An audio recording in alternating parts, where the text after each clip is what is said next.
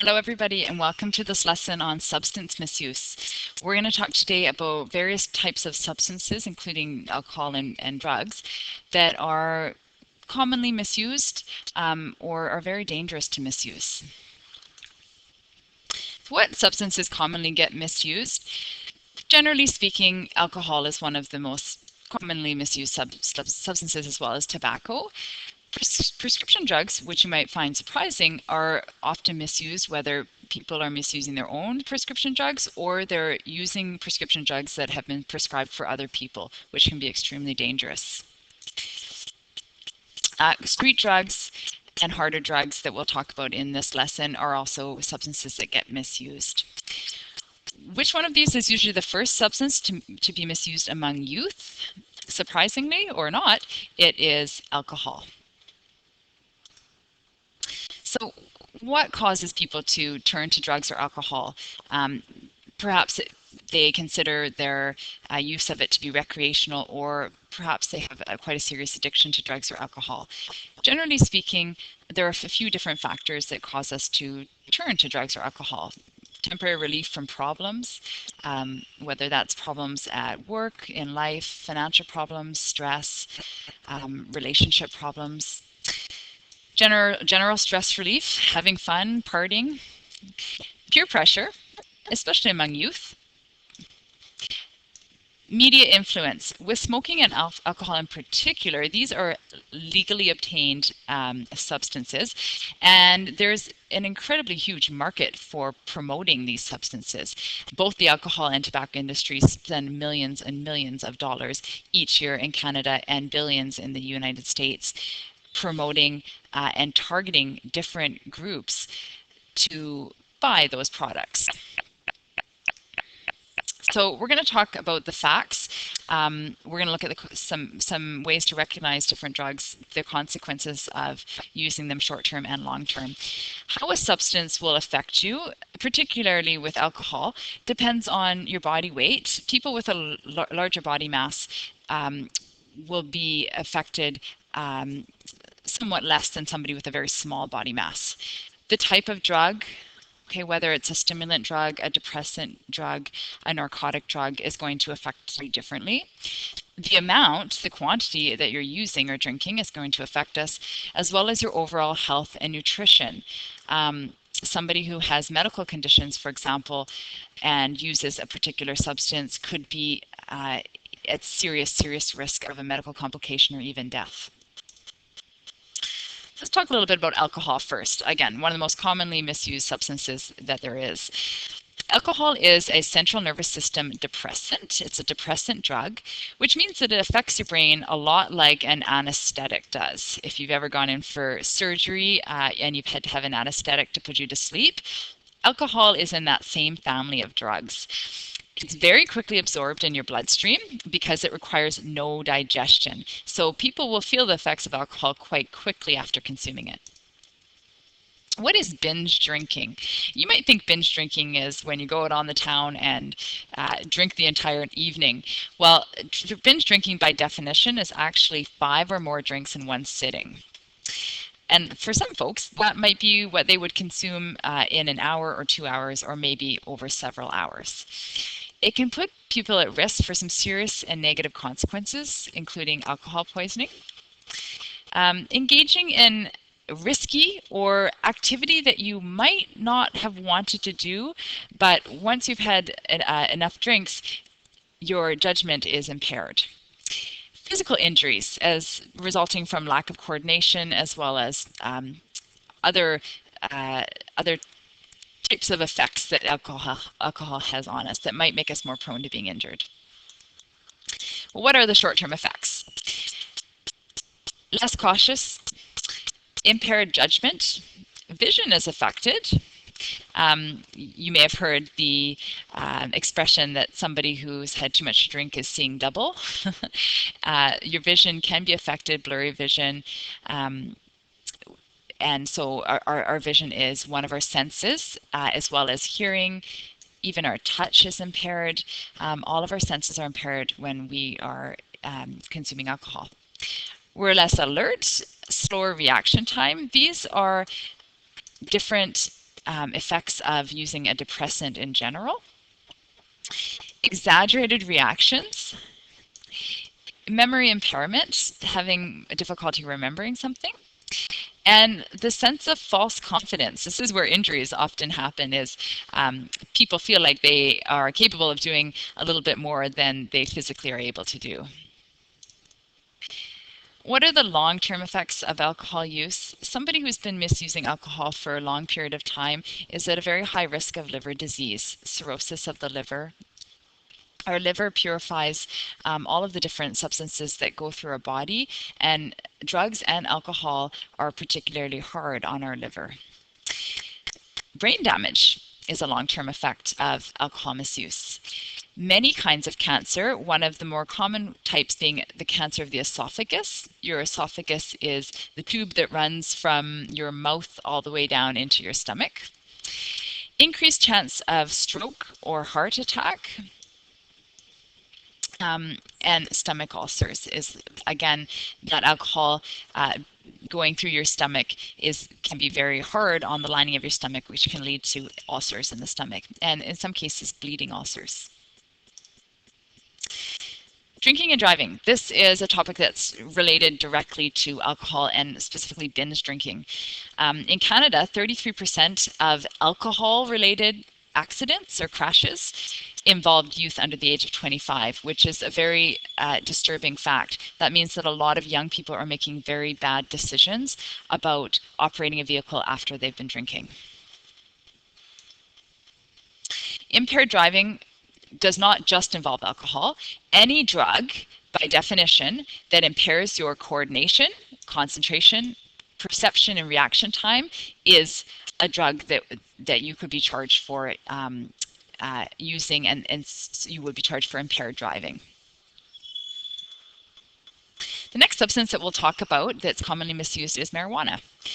Marijuana, often known as pot, it comes from the dried leaves of the flowers of the hemp plant, Cannabis sativa, and it looks something like this when it gets to the street. There are hundreds of chemicals in marijuana. The active ingredient is THC. This is the ingredient that gives somebody the effect of being high if they're using marijuana. But it's important to know that there's many other chemicals that are used in producing marijuana, and a lot of them are quite bad for our health. What are some of the effects? The short-term effects of marijuana, it affects our brain, dulled reflexes, short-term memory problems, and impaired sensory abilities. So again, our senses, our touch, our vision, our hearing, our reaction time, all impaired by using marijuana, which means that drinking and driving is the same as smoking and driving when it comes to marijuana.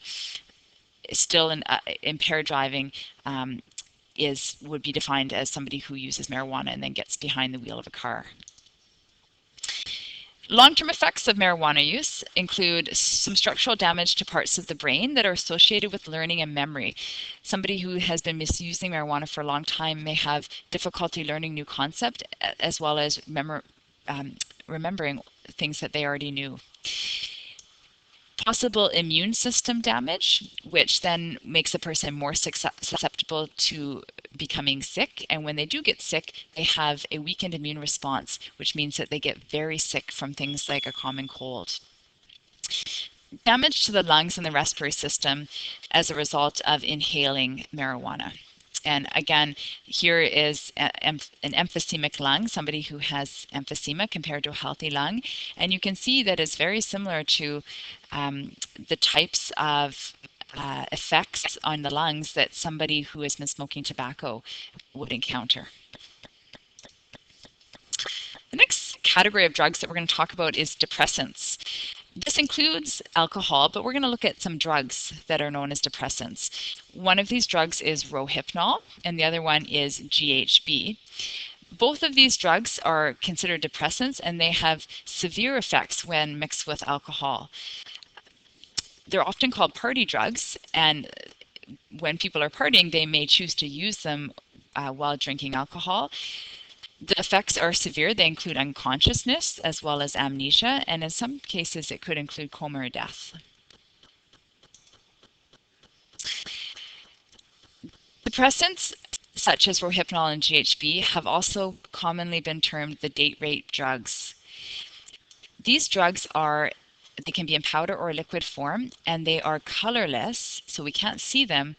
They're odorless, we can't smell them, and they're tasteless.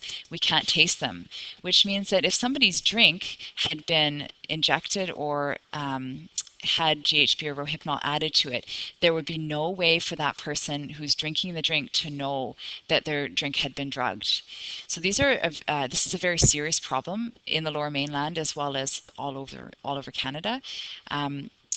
Whenever you are out and having a drink at a bar, it's really important that you never leave your drink unattended. Don't go to the washroom and leave your drink at a table. You never know. If you do that, it's better to throw your drink out and buy a new one.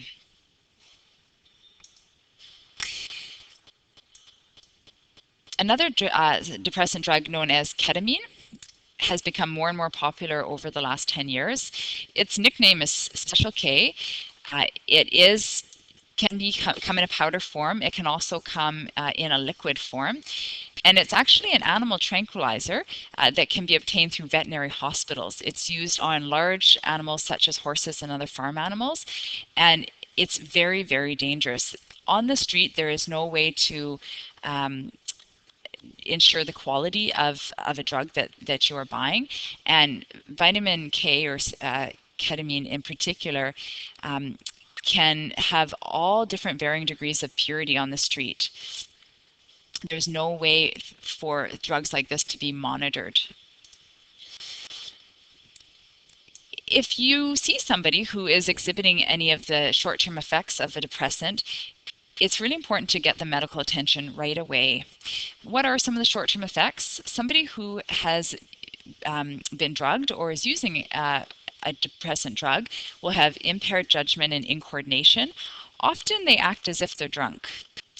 Loss of motor control, which means you may find that they are drooling or they are not able to pick something up or hold something with their hand. They may have difficulty speaking. Shallow breathing, cold and clammy skin, a weak pulse, and very dilated pupils. These are all signs that somebody is under the effect of a depressant drug. Long-term effects of using depressants are impaired memory, serious depression, which could lead to suicide, paranoia, damage to organs such as the liver, the stomach, the esophagus, the brain, and the heart, as well as coma or death with long-term use. Next category of drugs that we're going to talk about are stimulant drugs. These are the opposite, are very different in terms of their effects as compared to depressant drugs. Some of the more common stimulant drugs include cocaine, crack cocaine, and crystal meth. They are all stimulant drugs because they stimulate the central nervous system. They can also cause death as well as addiction upon the first use. Here's a picture here of crystal meth below, just to give an idea of recognizing the substance. It looks a little bit different from cocaine, which is generally a very fine powder. Crack. What is crack? The word crack actually comes from the fact that crack, which is generally smoked in a pipe, produces a crackling sound when the rock is heated, and that's where the name comes from. It is a cocaine base that has not been neutralized by an acid to make the salt. So it's almost like the raw form of cocaine. And it generally looks like this, and it can be recognized as looking like little rocks. Cocaine is the powdered form, the powdered hydrochloric salt. The three forms of cocaine most commonly used include snorting cocaine, smoking cocaine, and injecting cocaine. The last two, smoking as well as injection, are linked to a higher risk of contracting HIV or AIDS, especially if somebody is sharing a needle with somebody else. The high from smoking cocaine is a very short high. It generally lasts 5 to 10 minutes. Smoking cocaine affects the brain very, very quickly. So the user will experience a high followed by a crash. And that crash generally causes the user to want to chase that high and use again and again and again, which generally is how cocaine addictions develop. And it can also lead to an overdose of cocaine. Crystal meth, the common name for crystal is crystal meth. The full name is methamphetamine.